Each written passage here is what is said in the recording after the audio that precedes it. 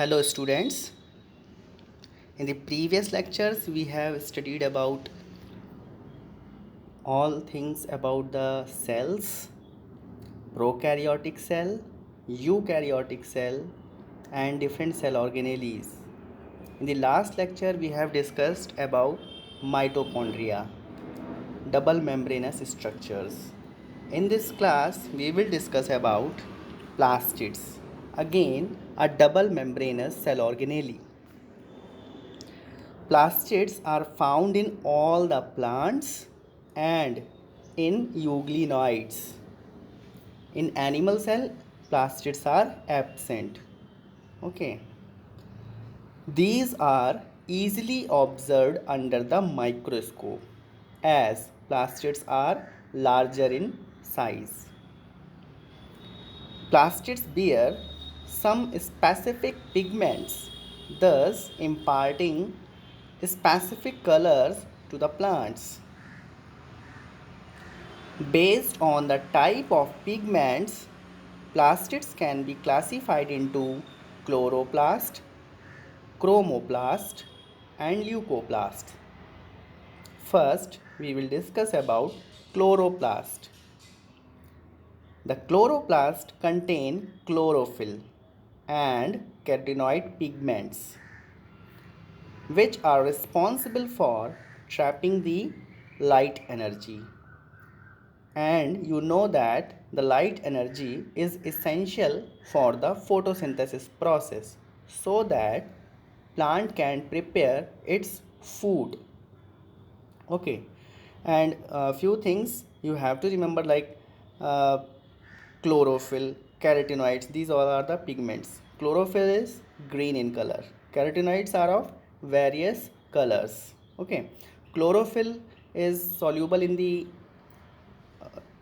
water, but carotenoid is soluble in the fat. Next plastid is chromoplast. Okay, as we have discussed in this part, chloroplast, you must know chloro and plast. Chloro, this means green, and plast means plastid, green plastid. Okay, similarly here chromoplast is written. Chromo means colored, plast means plastids, means chromoplast means colorful plastids. Okay, in the chromoplast, fat soluble carotenoid pigments are present. In case of chloroplast, chlorophyll as well as carotenoids both are present. In chromoplast, only carotenoids are present, but carotenoids are of different type according to the color. They may be carotene, xanthophylls, and etc. Means other type of carotenoids are also present, which gives different color to the plant, maybe yellow, orange. Okay, like this gives the part of the plant a yellow, orange and red color. And the last plastid is leucoplast. Leuco plus plast. Here leuco means colorless and plast means plastids. Okay, so the leucoplasts are colorless plastids of various shape and size with stored nutrients. Means the function of chloroplast is photosynthesis. The function of chromoplast is provide color to the uh, flowers, leaves, etc. So that they can attract the insects, birds for the purpose of pollination. That's why chromoplast is present and it is of various colors. But leucoplast, it do not contain any color because do not contain any pigment. But the function of leucoplast is storage. It store the various type of nutrients. For example, it can store the starch, it can store the fat and oils, it can store the protein. According to the storage product, it is are of various types. First one is amyloplast. You know that amylo means starch. Amylo means starch and plast means plastid. This is the plastid which store starch. For example, potato, you know potato store the starch. Elioplast. Elio means oil and fats. It store oil and fats. Example, castor seed and other seeds which store the oil. Aleuroplast. It is also known as proteinoplast because it store protein. For example, pulses, maize seeds, etc. You have seen in the maize seed aileron layer. This aileron layer contain aleuroplast. Okay, so these are different type of plastids. We will discuss in detail about the chloroplast. Okay, so this is the structure of chloroplast. Here you can see two membranes, outer membrane and inner membrane, and in between the outer and inner membrane there is a space known as intermembranal space. Okay, and the inner membrane surrounds a larger compartment which is filled with a liquid known as stroma. This is stroma. Okay, and in stroma there are various structures you can see. For example, first one you have to see the thylakoid. Thylakoid is flat sac like structure, and when this thylakoid arranged like a pile of coins, it is known as granum. Here many granums you can see. The plural form of granum is grana. Okay, and sometimes these granum are interconnected to each other with the help of some structures. These are known as lamellae or stromal lamellae. Okay, other structures which you can see in the stroma are the ribosomes. Again, it is are of 70S type, means prokaryotic type of ribosome. You have seen these things in the mitochondria also. Ribosome, circular DNA and few RNA. These things are also present in the mitochondria. So these two cell organelle, mitochondria and plastids, both are showing the property of prokaryotes but present in the eukaryotic cell. Therefore, these two cell organelle are known as prokaryotes in eukaryotic cell. Okay, because of the presence of some properties which are similar to prokaryotes. One is circular DNA, another is 70S type of ribosomes.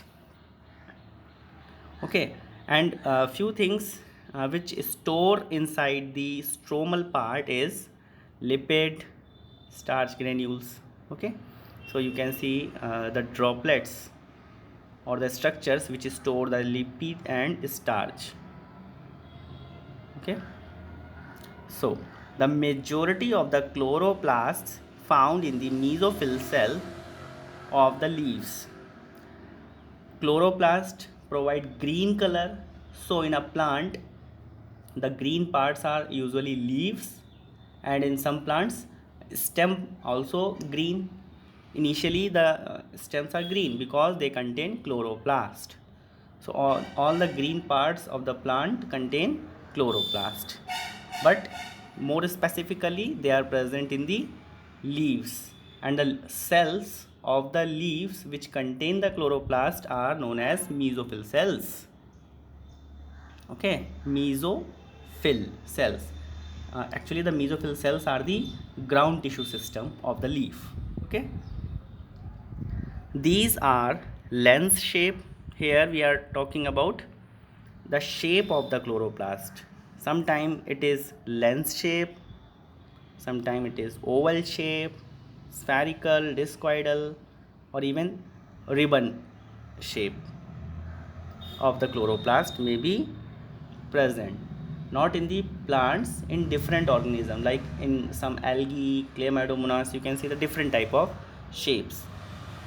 Okay, but in case of plant it is, in case of length it 5 to 10 micron meter, and if we talk about the width it is 2 to 4 micron meter, as you are seeing in the diagram.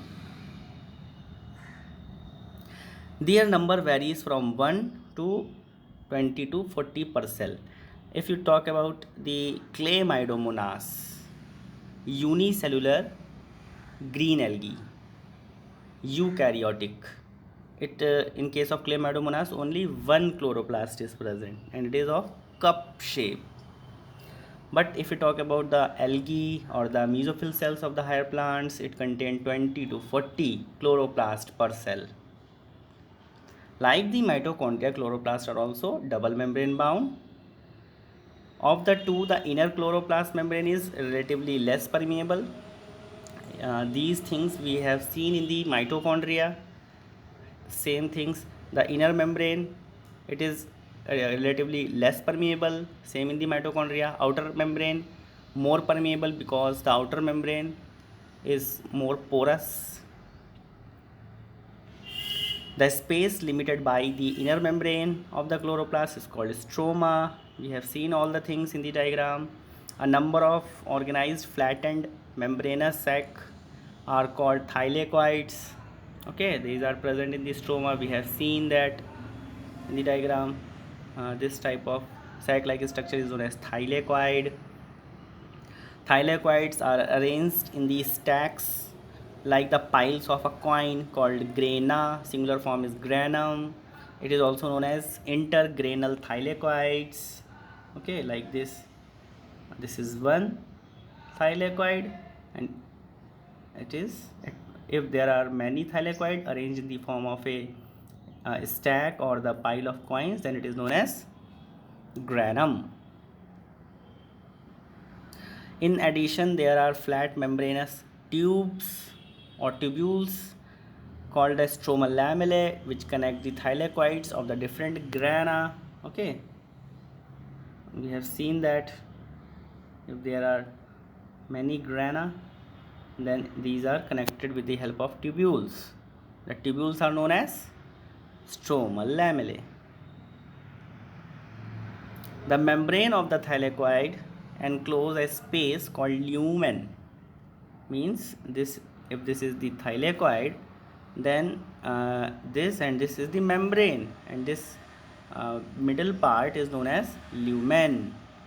Okay, it is very important when we see in the case of photosynthesis. When we see the process of photosynthesis, there you will find the importance of this lumen. The stroma of the chloroplast contains some enzymes which are required for the synthesis of carbohydrate, glucose, and proteins, which is the product of photosynthesis. It is also contain a small double-stranded circular DNA and 70S ribosomes. Chlorophyll pigments are present in thylakoid membrane. Means chlorophyll is present in the membranous part. Here, this is the membrane of thylakoid. It contains the pigments on its membrane. Okay, these are the pigments, chlorophyll pigments. Okay, so this is about plastids. The next topic is ribosome. Ribosome. The discovery of ribosome occurs by George Palade. The scientist's name is George Palade. Therefore, ribosomes are also known as Palade particles. Its discovery occurs in 1953. Okay, and you can see it in the electron microscope as it is very small, even smallest cell organelle. They are composed of RNA and proteins. Okay, means the ribosome is composed of two things. One is RNA and there is protein, and this cell organelle is not surrounded by any membrane. The eukaryotic ribosome are ATS. This is eukaryotic. while the prokaryotic ribosome is 70s. Okay, eukaryotic ribosome is 80s type and the prokaryotic ribosome is of 70s type. Each ribosome has two subunits. One is larger subunit and that is smaller subunit. You can see in the diagram given below. Okay, two subunits in each type of ribosome, smaller and larger subunit. When we see the 80s type of ribosome, means this one. It is made up of 60 and 40s type of subunit. 60 and 40. Larger subunit is of 60s type, while the smaller subunit is of 40s type. While when we see the 70s type of ribosome, its smaller subunit is of 30s type and larger subunit is of 50s type.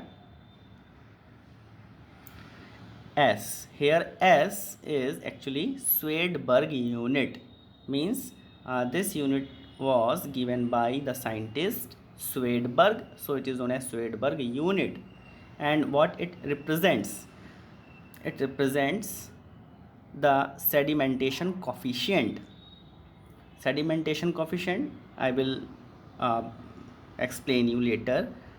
It is indirectly the measure of density and size. Means from the Swedberg unit you have to understood about density and the size. If it is 80s type, means it is high density and larger size ribosome. Okay, similarly in the subunits, if it is 40 and 60s, means 40s is of small size and 60s larger size, 40s less density, 60s high density. Now I will explain you about sedimentation coefficient. What is sedimentation coefficient? Because Swedberg unit represents the sedimentation coefficient. Means there is the apparatus, that is maybe you know about this apparatus. This is centrifugation or centrifuge machine. In your laboratory you can see the this apparatus. Here two test tubes are present around a rotor. Means this will rotate and the two test tube will rotate. Okay, if these test tubes are filled with liquid along with the ribosome, then how much time it will take to settle down? Okay, when it will rotate. This actually this is a long process. Mathematically it is a long process. Then you will find the sedimentation coefficient. So when you use 80s ribosome and compare with the 70s ribosome, then you will find it will, in the end when you calculate the whole the process after the centrifugation with respect to the time and size, you will found the sedimentation coefficient is higher in case of eukaryotic ribosome. That's why it is of larger size with high density. Okay, and if you separate the units and a smaller subunit and 60 and a larger subunit, then after finding the calculation you will found a smaller subunit gives the 40s, means 40 Swedberg unit, and the larger gives 60s. But when you use whole ribosome, then it gives the value 80s.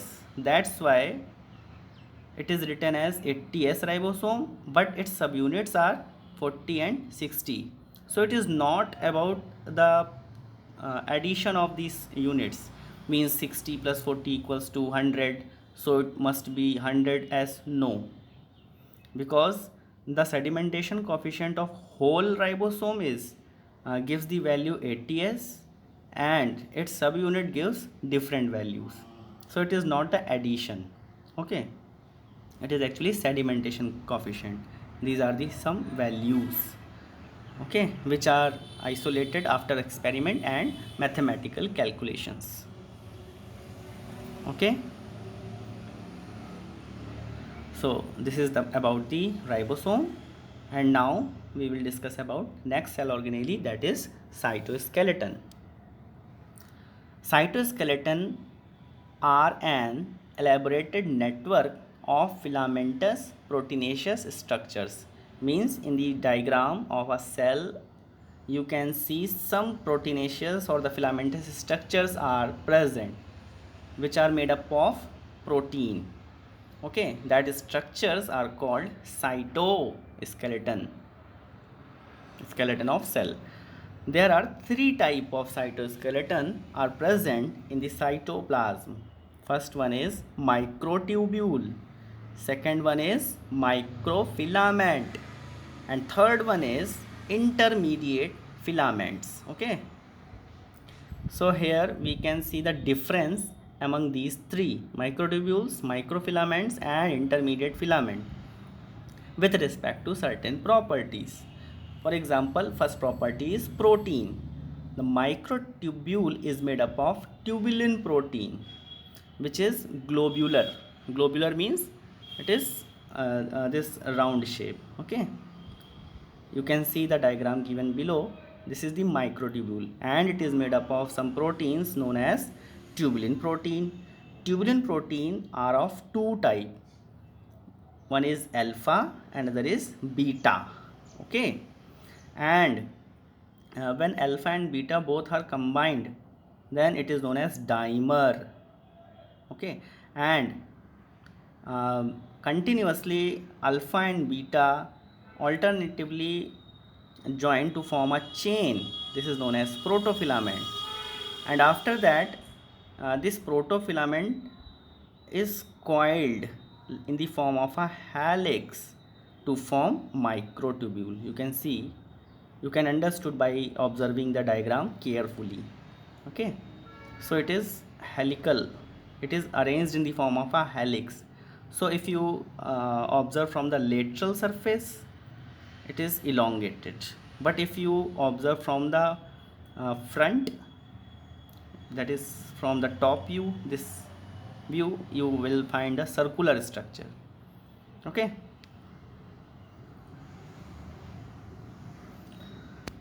if we talk about the microfilament, it is made up of actin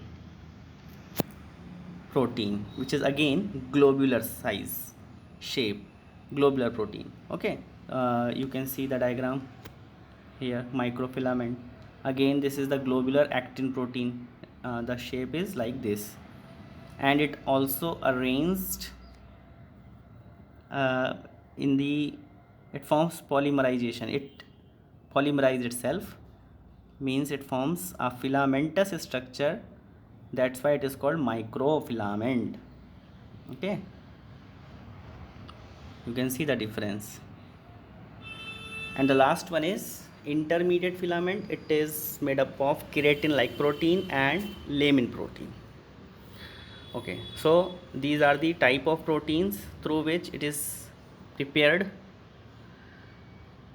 Next one is distribution, where it is present. Microtubules and microfilaments both are present in the cytoplasm. Even intermediate filament also present in the cytoplasm, but intermediate filament can also be seen in the nucleoplasm. Function, very important functions are performed by all these cytoskeletons. First we will discuss about the function of microtubule. First function, it helps in cytokinesis. After the karyokinesis, karyokinesis means division of nucleus, cytokinesis means division of cytoplasm. So microtubules helps in division of cytoplasm during the cell division. Second function, it forms the component of spindle fiber. Actually spindle fiber is made up of microtubules. Third function, forms motility structure like the cilia and flagella. The later we will see the next topic, cilia and flagella, how the microtubule forms the cilia and flagella of the eukaryotes. And the fourth function is it helps in intracellular transport. Intracellular means inside the, within the cell, inside the cell or within the cell. If any substance wants to move from one corner to the another corner in the cell, then microtubule will help. Okay, now we will see the functions of microfilament. It helps in cytokinesis like the microtubules. It helps in cyclosis. Cyclosis means circular movement of cytoplasm. Cytoplasm. Okay. Means if this is a cell and cytoplasm can, in case of eukaryote, it continuously move, rotatory movement. Okay. Like this type of movement around the vacuole or around the cell organelles. Cytoplasm continuously shows movement so that any food particle can uniformly distribute. Okay, so the cyclosis movement is again performed by microfilament. So this movement is known as cyclosis or cytoplasmic streaming. Third function, provide strength to the plasma membrane. If this is a cell, then the microfilament is present just below the cell membrane to provide it more strength and prevent and it make the resistant from the any type of pressure from the outside. Okay, so in this way it provide the strength.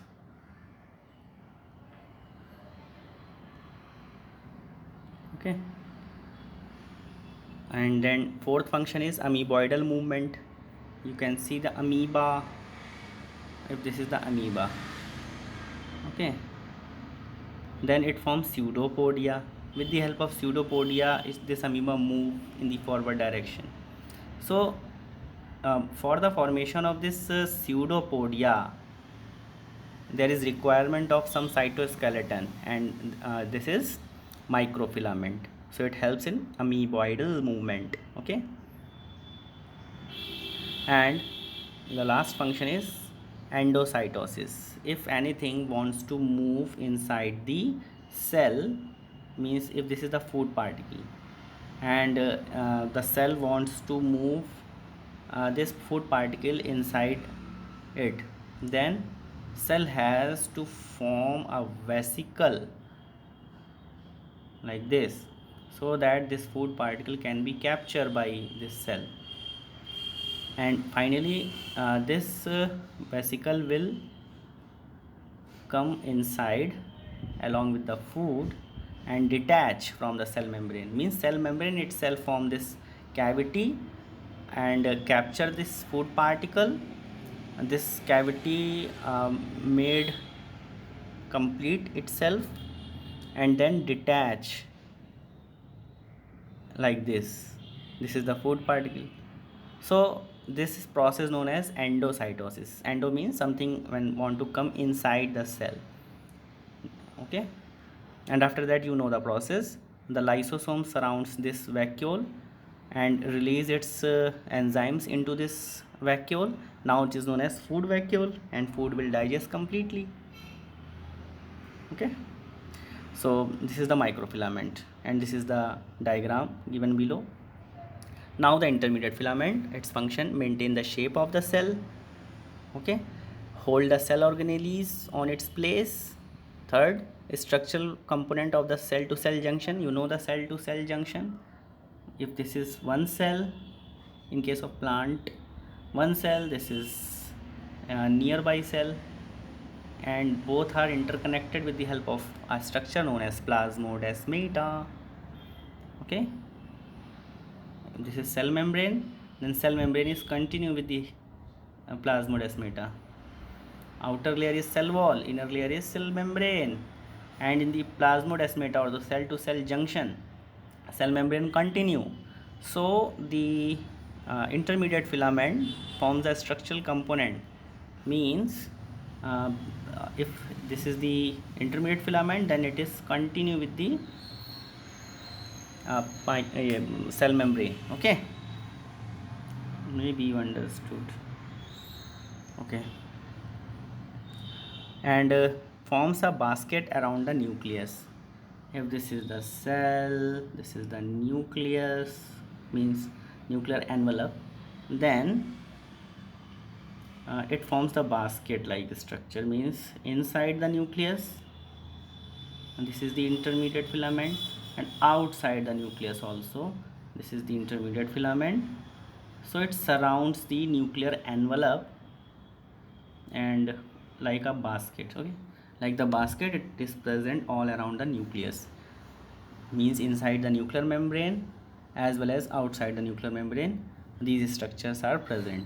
And okay, don't be panic, you will understood all the things, as it is first time when you are studying these cell organelles, so maybe you feel difficulties in understanding, but after covering this whole lecture you will repeat 2 to 3 times and do some questions in the ASM as well as from your NCRT exemplars and okay, other study material, then it will easy and you can grip the topic.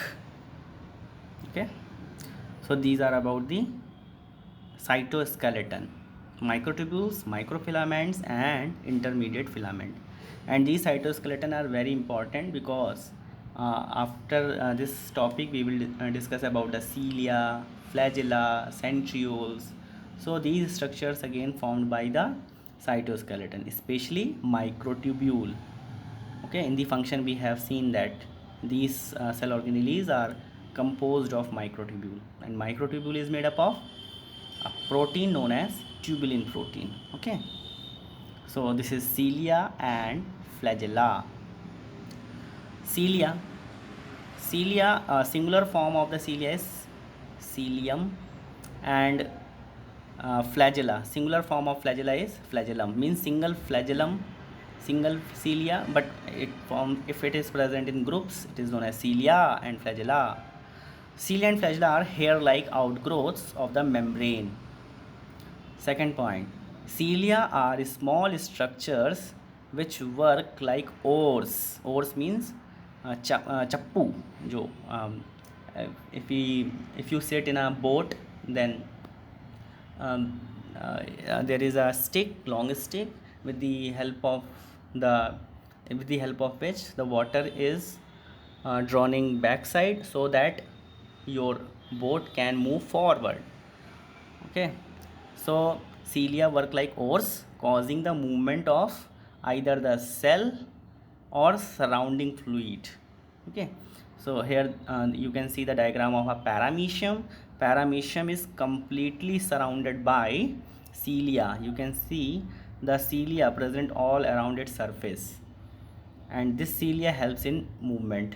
Okay, and these cilia move synchronously, means all cilia moves at the same time, and all the liquid which are present around will move backward so that paramecium can move forward. So it works synchronously. Okay, and if we compare the ciliary movement, flagellar movement, pseudopodial movement, then the ciliary movement is the fastest movement. Okay, means paramecium will win if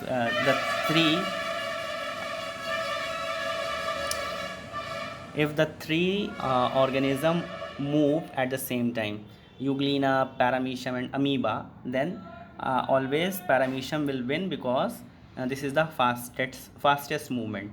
Ciliary movement is fastest. The next one is flagella. Flagella are comparatively longer and responsible for cell movement. Okay, so this is the diagram of euglena. In euglena, two flagella are present, but you can see only one here because one is longer. Another flagella is very small and it is present in this cavity here. Okay, this is the longer flagella, one smaller flagella is present here. This is not clear in the diagram. Okay, last point here, The prokaryotic bacteria also possess flagella, we have seen in the prokaryotes, but these are structurally different from that of the eukaryotic flagella. So what are the differences? These are the differences: prokaryotic flagella, eukaryotic flagella. Prokaryotic flagella, smaller and simple structure. Eukaryotic flagella, larger and complex structure. Prokaryotic flagella is made up of flagellin protein. Okay, we have discussed there. Eukaryotic flagella is made up of tubulin protein, because just I have told you that flagella is made up of microtubules, and microtubules is made up of tubulin protein. Tubulin protein are of two types, alpha and beta. When it arranged alternatively, it forms protofilament, and when protofilament helically coiled, it forms the microtubule. Okay. Next, arrangement is monofibrillar, means if we see any bacteria, it contain the flagella, and this flagella, if we observe carefully, then uh, only the flagellin protein is arranged like this. Flagellin protein is arranged uh, in the form of a chain. So it is known as mono, means single, fibrillar means fiber, single fiber. Okay, means in this diagram, this flagella is made up of flagellin protein, and arrangement of flagellin protein is like this. Okay, these flagellin proteins are arranged like a single fiber. But in the case of eukaryotic flagella, 9+2 arrangement of the microtubule, means microtubules is arranged like 9+2 form. Okay, we will discuss this later after this comparison, how the 9+2 microtubules will arrange and forms a eukaryotic flagella. Okay. Then covering of the plasma membrane is absent in case of prokaryotic flagella, means on the flagella there is no membrane, but in case of eukaryotes, plasma membrane is present, forms the covering. Prokaryotic flagella shows the rotatory movement. Rotatory movement means flagella can, rotatory movement, if this is the bacteria, this is the flagella, then it can rotate all around, means 360-degree movement can be shown.